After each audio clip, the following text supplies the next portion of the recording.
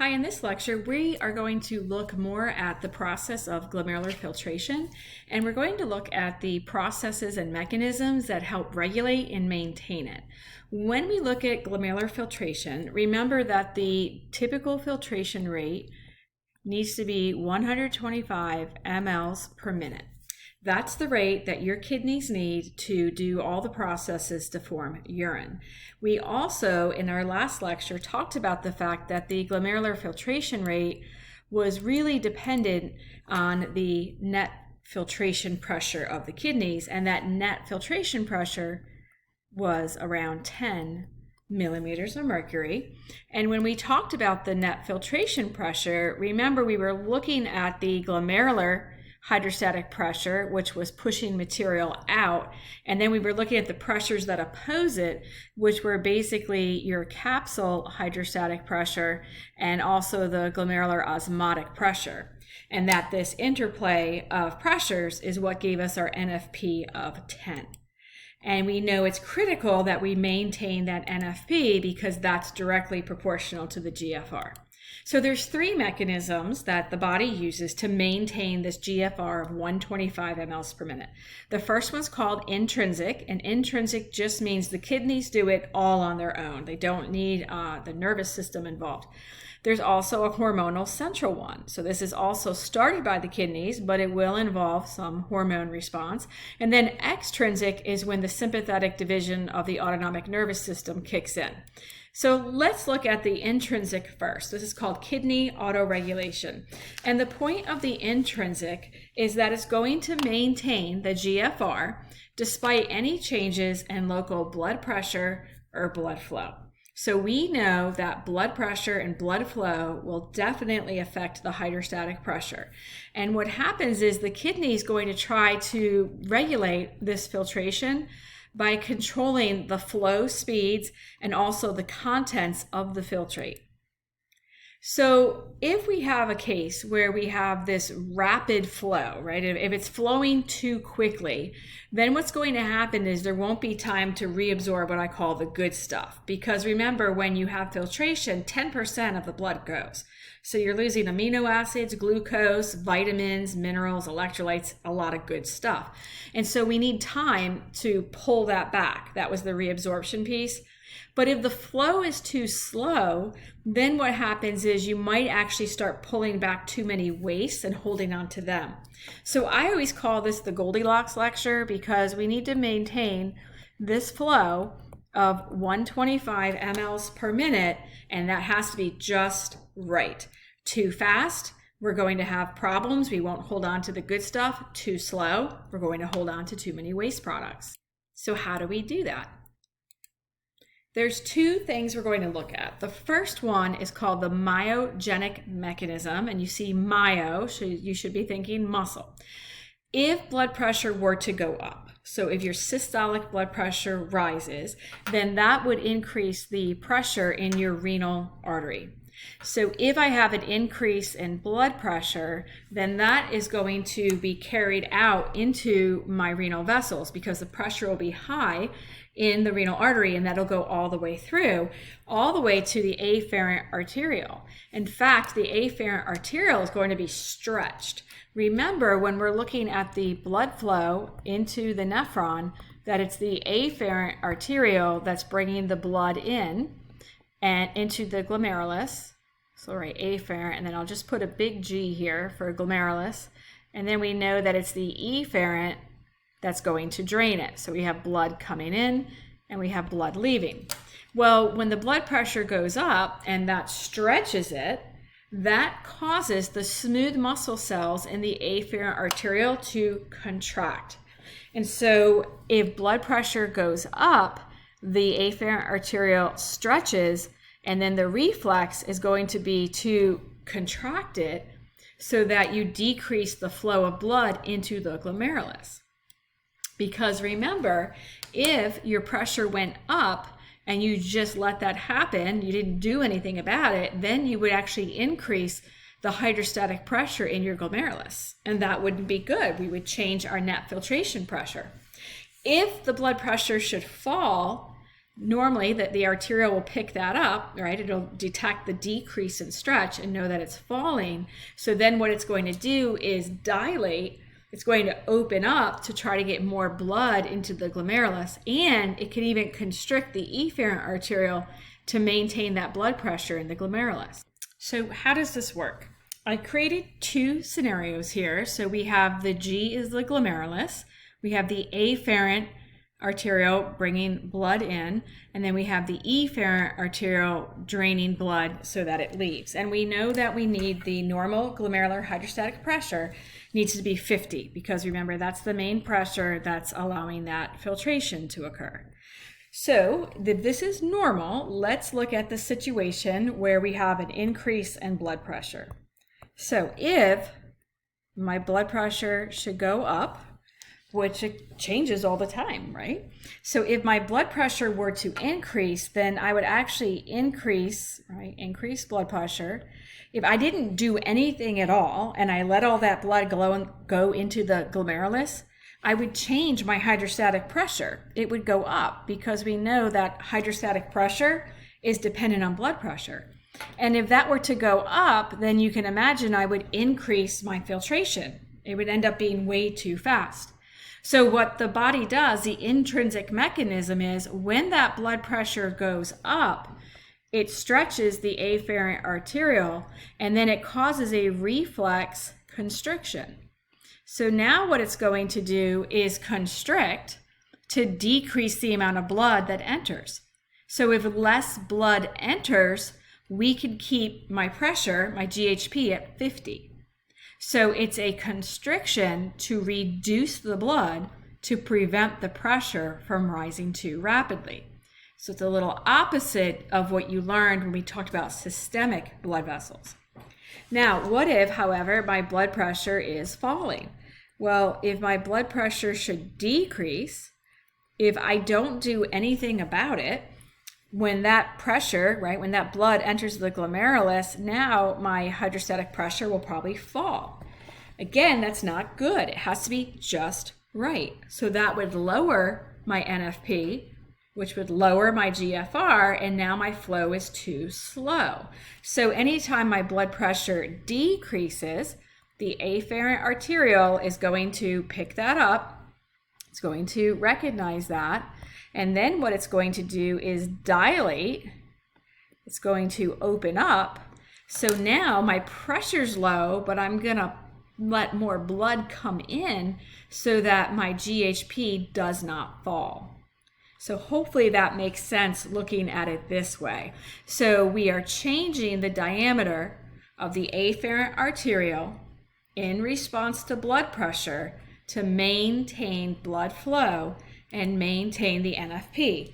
And in fact, if my blood pressure should fall a lot, not only will I dilate the afferent arteriole, but we could even constrict the efferent. And that's really going to maintain pressure in here so it doesn't fall too low. So this intrinsic mechanism is really good. It works all the time, and it has limits though. So your kidneys can use the myogenic mechanism by changing the diameter of the afferent arteriole, as long as your systolic blood pressure, systolic, the top number, is between 80 and 180.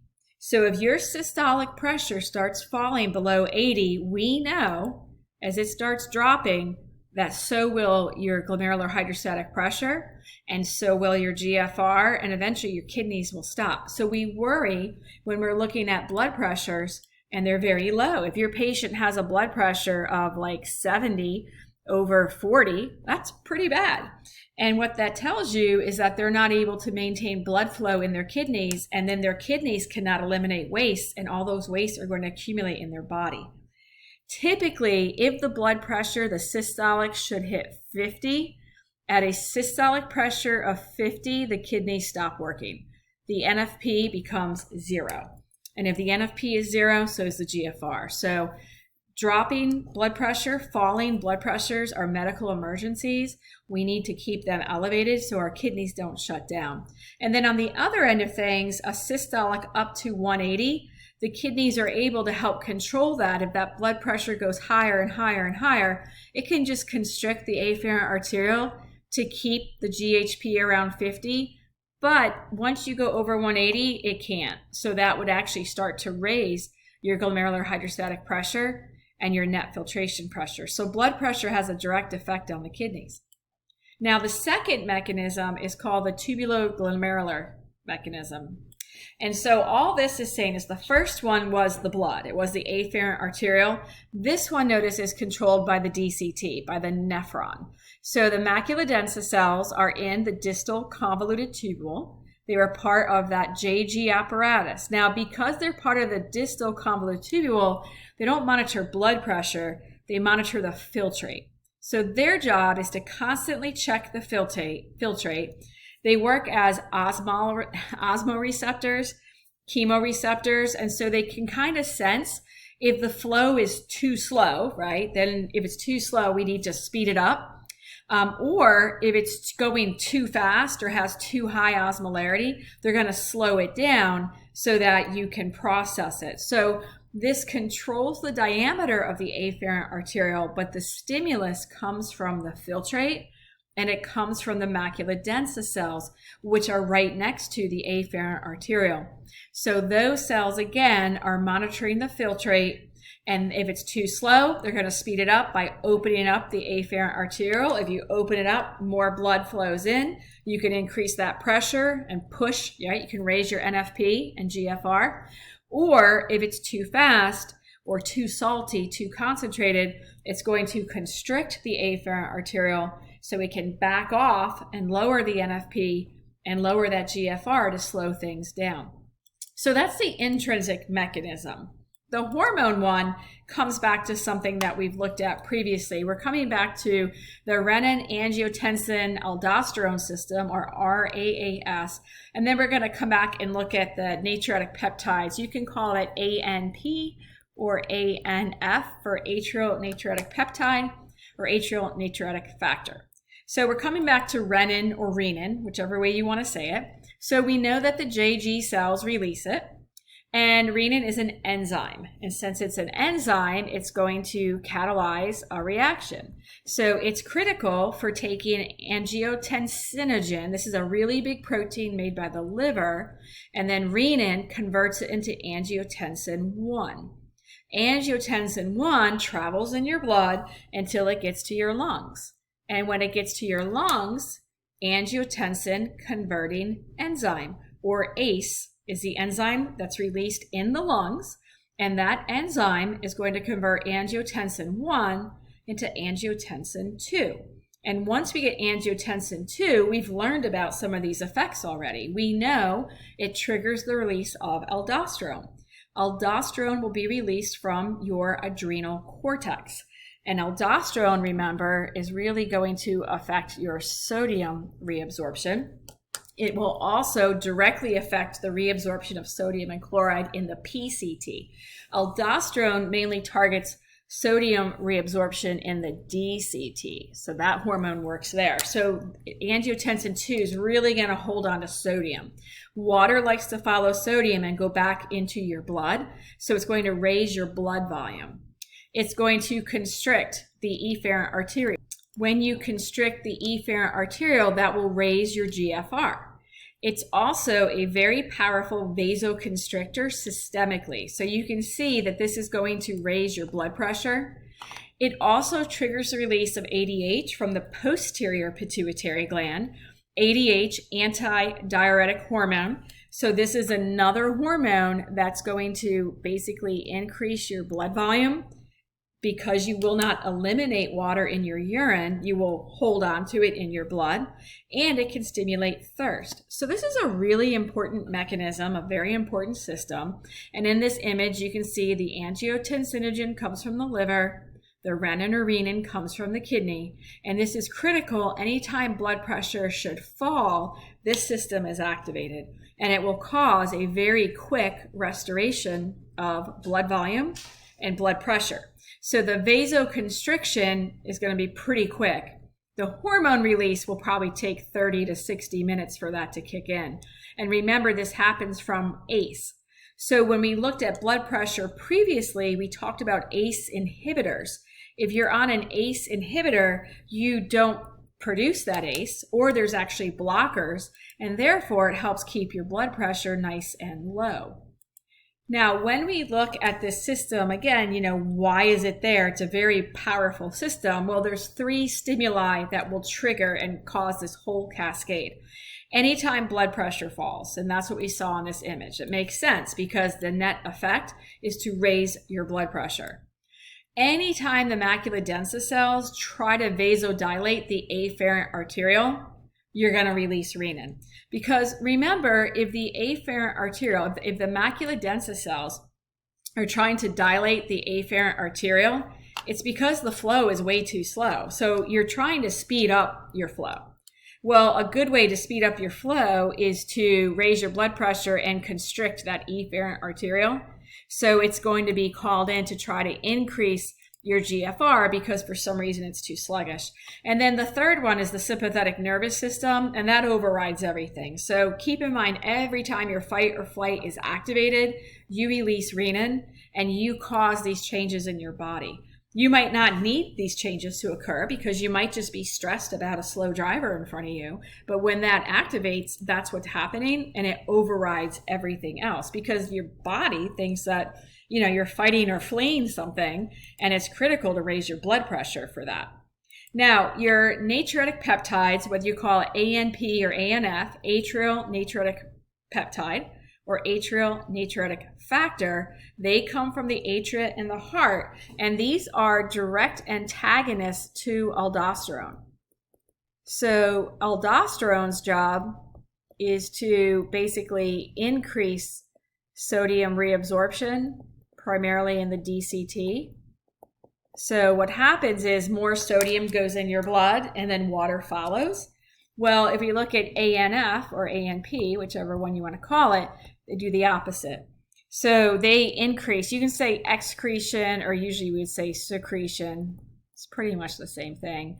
You're going to lose more sodium in your urine. So you're going to decrease sodium reabsorption. You're not going to hold on to it in your blood. You're going to kick it out.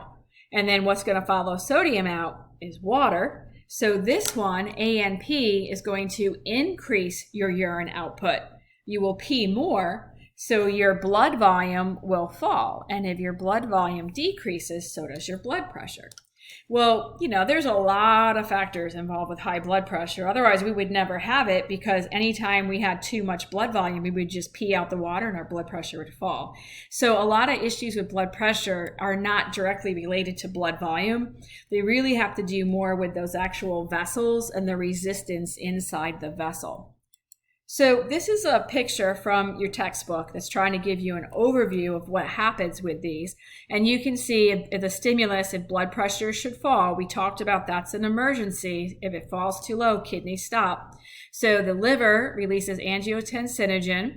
The renin is going to be released, and that's going to allow that reaction to angiotensin 1. When it goes through the blood in your lungs, ACE converts it to 2, and then angiotensin 2 has a whole host of effects throughout different areas of the body to ultimately raise your blood pressure. Now, the autonomic is the last one, and this has to do with your sympathetic nervous system, because your sympathetic is fight or flight, and the idea is that it overrides everything when it's fired up. So whenever your sympathetic kicks in, it's going to constrict the afferent arteriole and decrease your GFR. Well, you might be wondering, why would it do that? Well, if you're in a fight or flight, you want to send blood to your skeletal muscles so you can fight or flee. You're not worried about sending blood to your kidney to process your urine at that moment.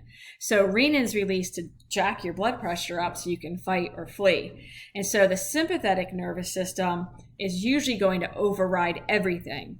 The intrinsic mechanisms might try to oppose it, but usually fight or flight, it takes precedence over everything else. So this is an image I found in another book that might be helpful as you're looking at how we regulate filtration. We have in here the blue and the red. These are our intrinsic mechanisms. The myogenic is how the afferent arteriole responds to changes in blood pressure by either vasodilating or vasoconstricting. The tubular glomerular mechanism is in the distal convoluted tubule, the DCT, and that involves those macula densa cells still changing the afferent arterial size, because that's pretty much the only thing you can change. We did mention for the myogenic that if the blood pressure should fall too low, you could also change the diameter of the efferent if necessary. But most of these mainly affect the afferent arterial first. We went over the renin mechanism and the effects of angiotensin II. And then over here, you have some neuro. We're really just looking at the sympathetic nervous system and how that overrides everything. So I hope this was clear to you. This wraps up our lecture on control and regulation of filtration.